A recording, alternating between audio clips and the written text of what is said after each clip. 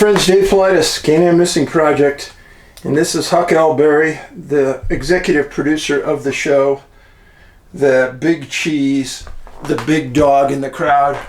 And Huck, if you notice, is looking pretty white today because she had a bath yesterday. And she was a good girl for her bath. Yeah, while the other dogs in there are moaning and crying and all upset, Huck is just a good girl. She likes taking a bath. Yeah, you're a good girl. Yes, you're a good girl.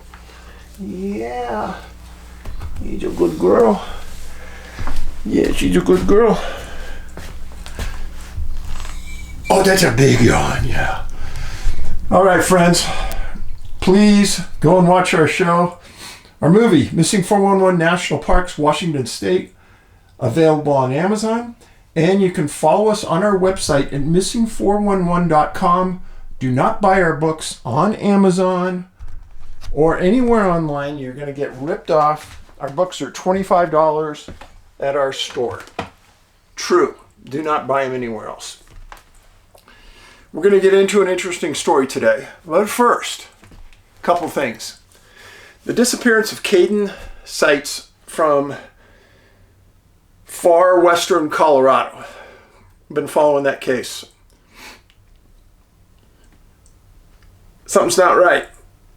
They found him 1.5 miles from his vehicle, adjacent to a creek. They didn't release the cause of death. He's a young man. Young men don't die in the wilderness unless there's extreme conditions, and there were none. He only had a few hours to hunt. He was turkey hunting. And if you only have a few hours to hunt, he was only going to be able to walk out. If he walked out into the wilderness an hour, he had no time to hunt because he'd have to turn around and come back. He had a doctor's appointment that afternoon in town. So that meant really, if he wanted to hunt, he was only going to walk out maybe a half hour. Hunt for an hour, turn around and come back. That would encompass the entire 2 hours.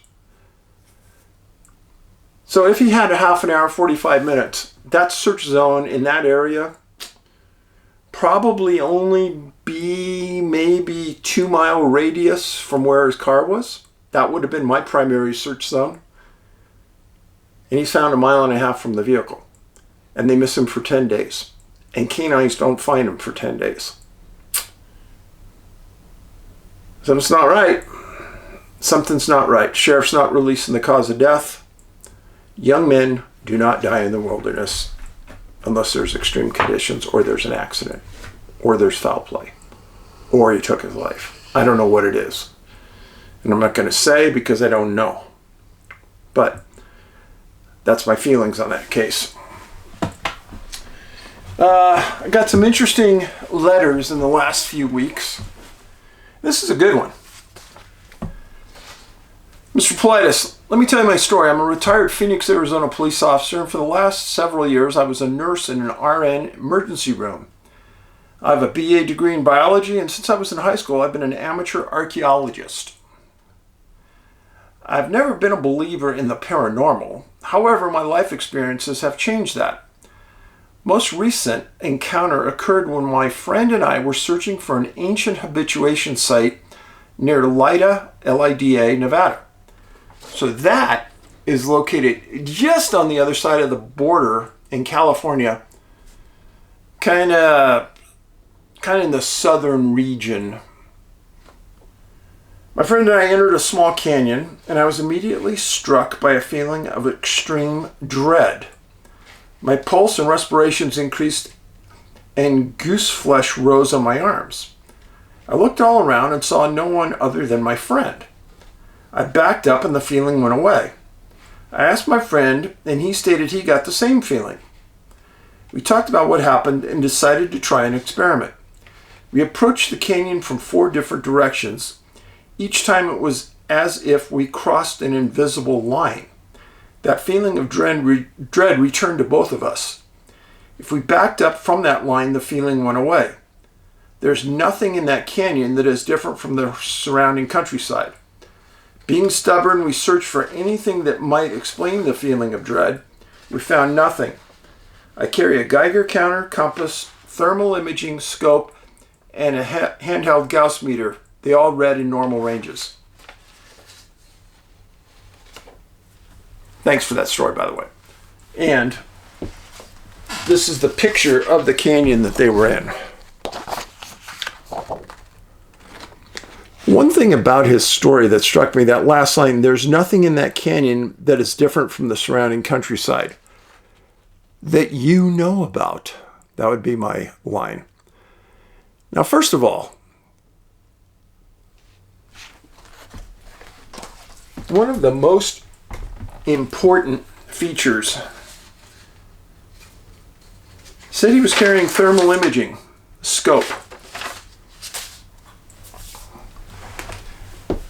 Now, I have told all of you 1,000 times, if you walk into an area like that and you get those feelings, you turn around and leave. God gave you those senses for a reason. Something bad is happening there. Do not push it. Get out. Even if you're with somebody else, I would say get out. I've had hundreds of people tell me over the years that, as an example, they saw a UFO and some person right next to them didn't see the UFO. They've looked through thermal imaging, don't see anything. Just because you don't see anything doesn't mean there's nothing there. And I know that's a hard thing to accept. If you watched my movie American Sasquatch, Man, Myth, or Monster, in there we had the chief scientist from Skinwalker Ranch back before it was bought by the new person recently, Colin Kelleher, say that a physicist on the mountain saw something in the middle of the night that he wouldn't have seen with his naked eyes. So just because you don't see anything doesn't mean it's not there. But maybe they can hide themselves physically, but maybe they can't hide what they're thinking, what they're going to do to you. And maybe that's the defense mechanism that we're given as humans to tell us to get out. And if we don't listen to that inner feeling, how many hunters hunting alone have had those bad feelings that are explained in that letter and then walked into the area and disappeared? We don't know because they're gone. Yeah. Okay, this next one. Mr. Paulides, I have no idea who the organization is that posted what I sent and in the enclosed article on Facebook, but I felt it was such a great article that I shared it with my friends and family. I thought maybe you'd like it. So I'll read you a little bit of this letter. There are moments in life when the fire feels too close and the waters rise higher than you ever thought that you could stand. But Isaiah 43:1-6 is a promise that cuts through every fear like light through darkness. Quote, "Fear not, for I have redeemed you. I have called you by your name. You are mine." This is not a distant God speaking. This is a Father who knows you personally. He didn't just save a crowd. He recalled your name. Before you ever turned toward him, he was already drawing you, already reaching, already loving. Even in Sirius, where you wandered, even in rebellion, his voice never stopped calling. That alone is mercy beyond measure. When you pass through the waters, I will be with you. When you walk through the fire, you shall not be burned. Notice it doesn't say if, it says when. The path of life will take you through deep water and fiery trials. But the promise is not escape, it's presence. You are not walking alone when you follow Jesus in surrender and obedience. He goes with you. He doesn't send you into the fire, he walks through it first. He makes a way there. He makes a way where there is no way, clears what you cannot see, and holds what you cannot control. The fire may surround you, but it will not consume you.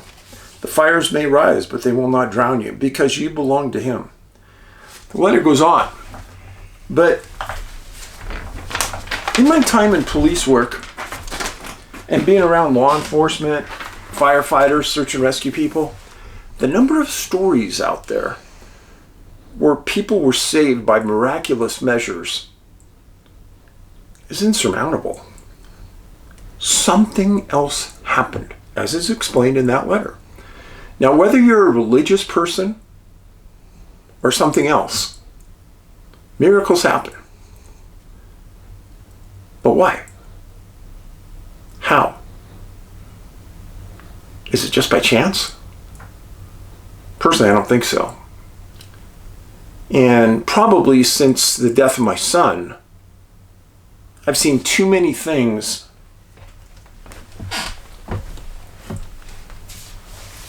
that there's no way they are just happenstance. Several times, I've asked for direction because I've been lost. I don't mean physically lost. I mean lost in the sense of, what's going on with missing people? Give me a hint. Tell me which direction to go. Each time I've asked, I'm put on a path for explanations. The best example for me was the filming of Missing 411, the UFO Connection. We had a very loose storyline going into that film. And as it started, things started to fall into my lap. I've said this before. And what came about, I personally think, is one of my more important movies. And it revealed so much.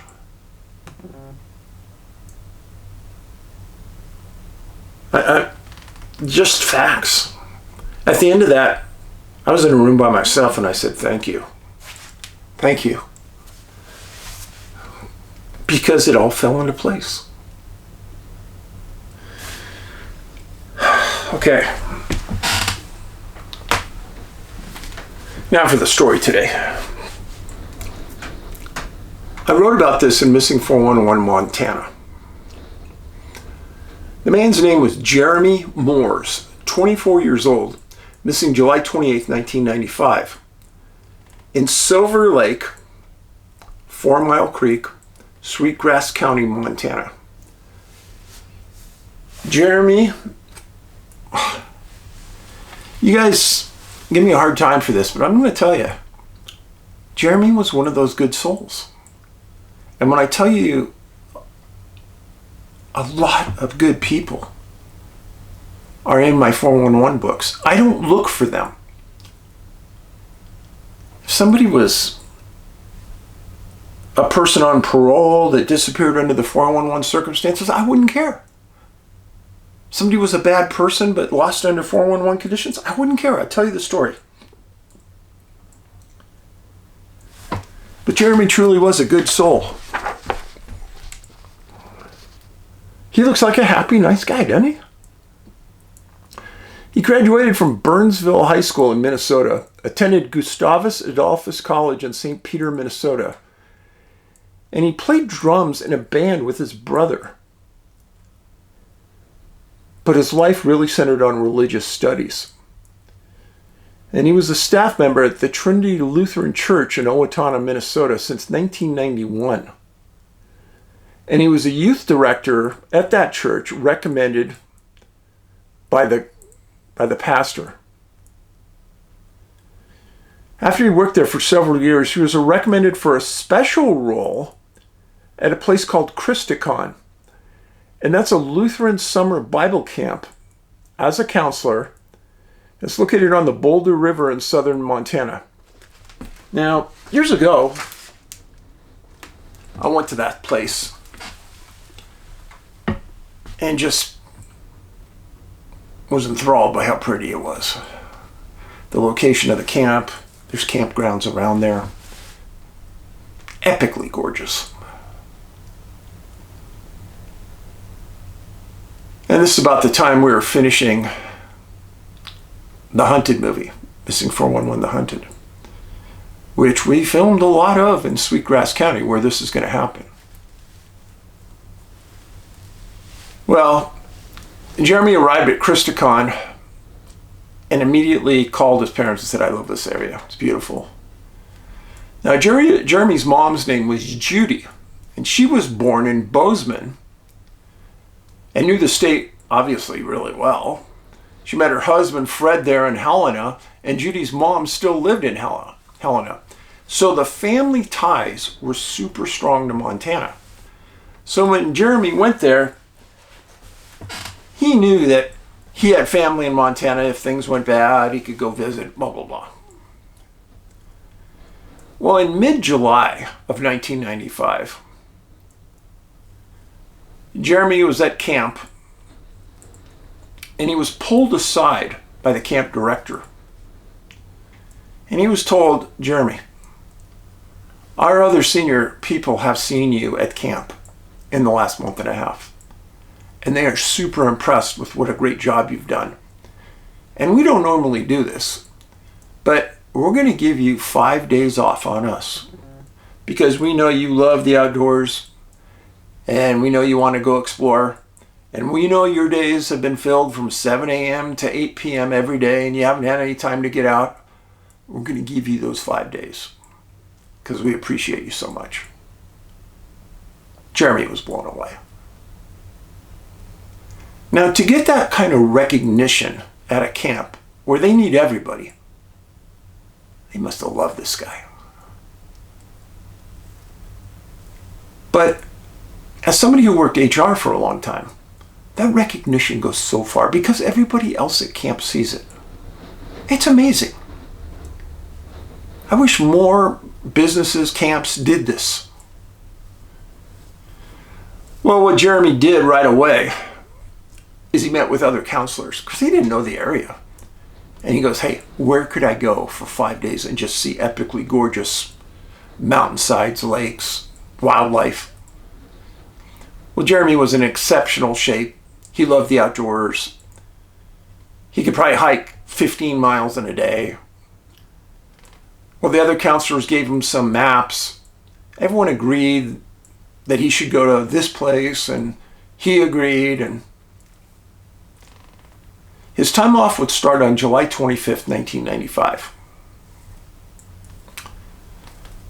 Well, the Christicon camp is 25 miles south of McLeod, Montana. So Jeremy drove 12 miles from Christicon camp to the trailhead to get to Silver Lake. He parked the car and started his solo hike of 11 miles to the site that he picked out overlooking Silver Lake, next to a place called 4 Mile Creek.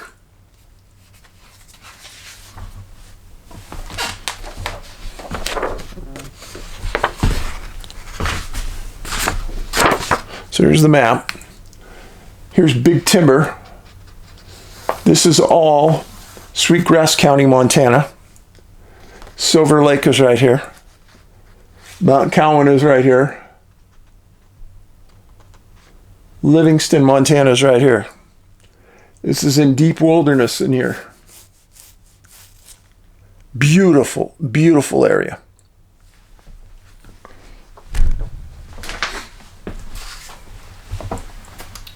Well,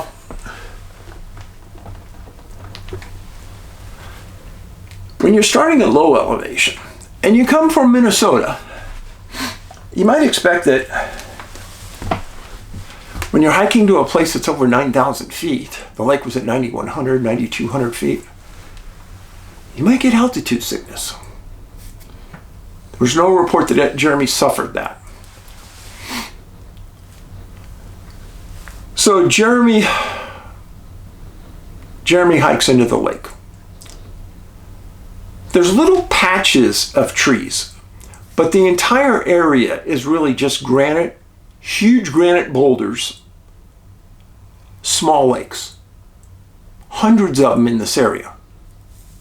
Remember what I've told you about those areas that have dozens or hundreds of lakes in a wilderness area, those are the areas people go missing. And to me, it doesn't make a lot of sense other than it's factual.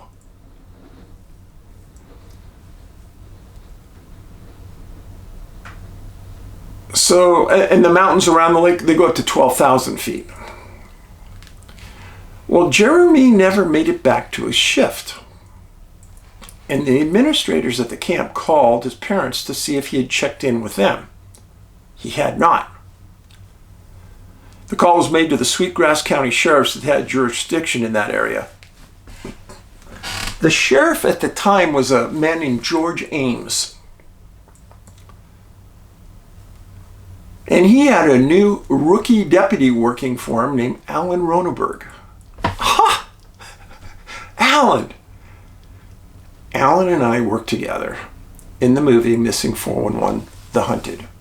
I spent a lot of time in Sweetgrass County. Alan is now the sheriff of Sweetgrass County. And he was a rookie deputy back then. So first, let me tell you, you will not find a nicer, more competent, more open sheriff than Alan. Sweetgrass County is so lucky to have that man, I can't even tell you. I have met probably 100 deputies in my day. 100 sheriffs in my day from all around the U.S. Alan is at the top of the list. He's not reluctant to say what happened on something. He's not reluctant to talk about anything. Just a great person. Great person. So anyhow, he was a rookie deputy. And Sheriff Ames says, Alan, you're going to go up there and you're going to be in charge of the search for Jeremy. What? So Alan gets a horse and he and a group of searchers ride up to the lake.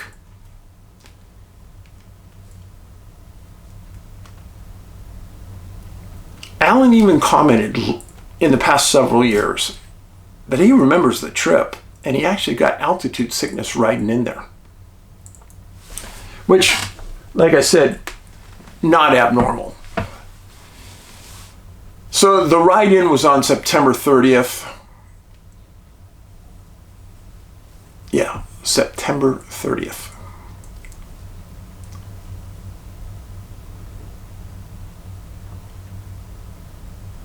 And searchers found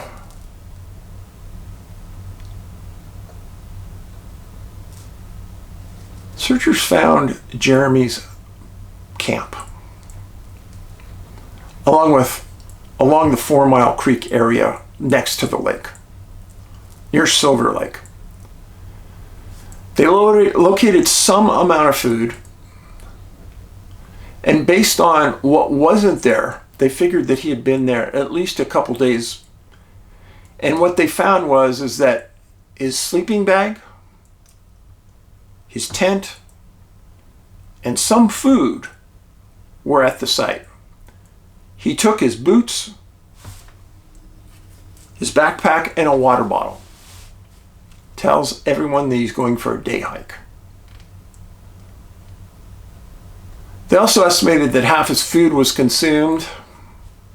Sheriff Ames called for mutual aid, and he got resources from Park and Stillwater County, which sent up multiple canine teams. Ames stated that at the time that searchers had faced cloudy conditions and thunderstorms in that area. Now, friends, let me tell you, thunderstorms at high elevation are deadly. A lot of people get killed every year. There's not ground cover. When a thunderstorm moves into an area and there's no ground cover and there's big boulders, you get down in amongst those boulders to hide. You don't want to be the highest thing on the topography, otherwise you're going to be the one that gets hit.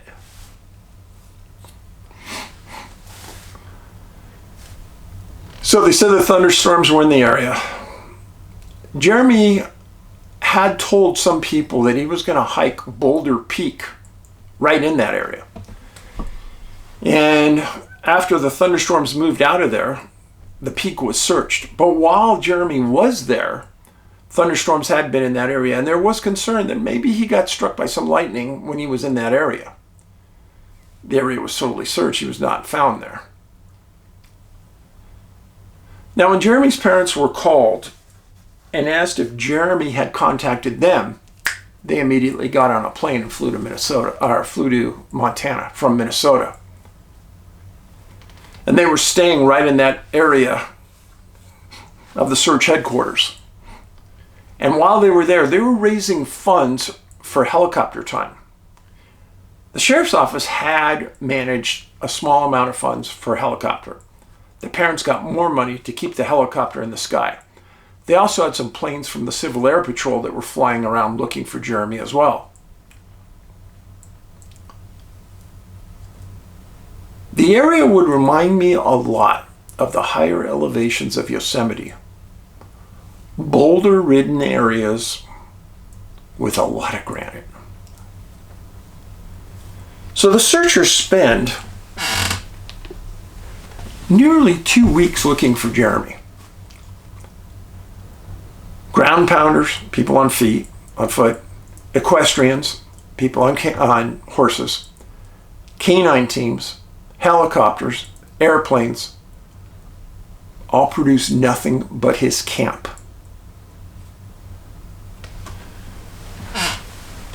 Jeremy's family goes home to Minnesota. They're interviewed by the press. I think his dad's comments ring true. His dad stated, quote, "He was a young man with a lot of faith. He was well grounded. If he hasn't made it, we know he is with the Lord. We take comfort in that, but small comfort now because we miss him." I said in my book, when I read that, I lost it. I had to stop writing. I went outside, took a hike. Yeah, that's true. I lost it. And why did I lose it? Because it starts to bug the heck out of me that we're losing so many good people. Jeremy is the type of person we need around to lead our kids, to lead the next generation. And he's gone. He wasn't getting into trouble. He was being a counselor at a Christian camp. Find fault with that.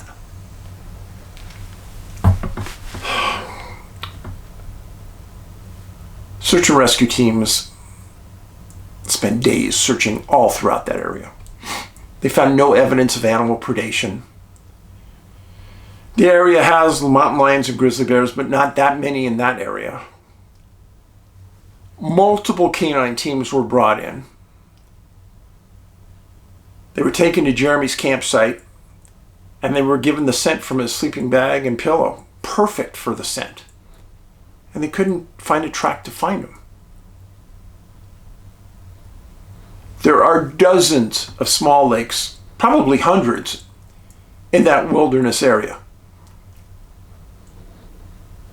For almost 2 weeks, this region was swarming with searchers, helicopters, and planes. If he had fallen and broken his leg and couldn't move, he would have been found. He would have been screaming. Searchers would have eventually walked up to him. This area, tons of boulders, tons of granite, water everywhere. He's camped next to a creek and a lake. Canines brought in, no scent trail.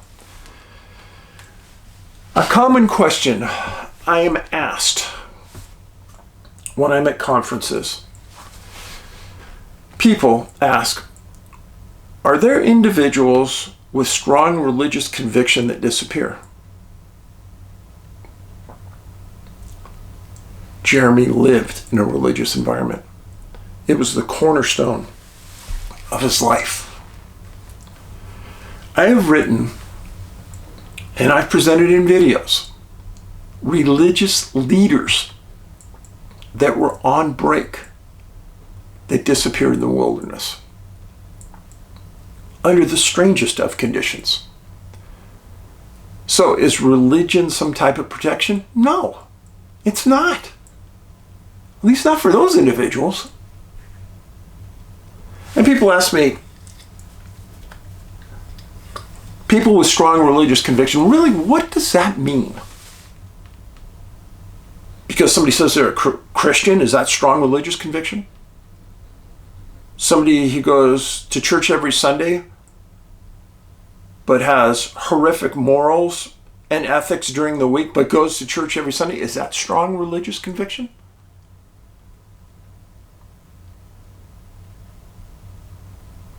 That's why it's a slippery slope. But when you lead a church or you lead a lifestyle the way Jeremy did, and just recently, right before he disappeared, he was acknowledged for his leadership and abilities right before he disappeared. Bugs the heck out of me.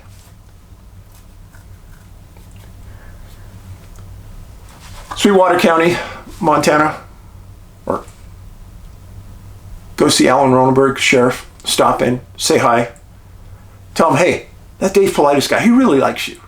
He knows that, but tell him. It's a great community. It's in Big Timber. Awesome place. Love that area. The Crazy Mountains just north, crazier than you would believe. Watch the movie, Missing 411, The Hunted, he's in it. All my movies, Missing 411, Missing 411, The Hunted, Missing 411, The UFO Connection, all are on Tubi, T-U-B-I, right now. You can watch them. And Missing 411, National Parks, Washington State, on Amazon now. If you watch it, please leave a comment. Our website, missing411.com. Get DVDs, Blu-rays, books, hats, sweatshirts. They are all there. I appreciate you being here. Paulides out.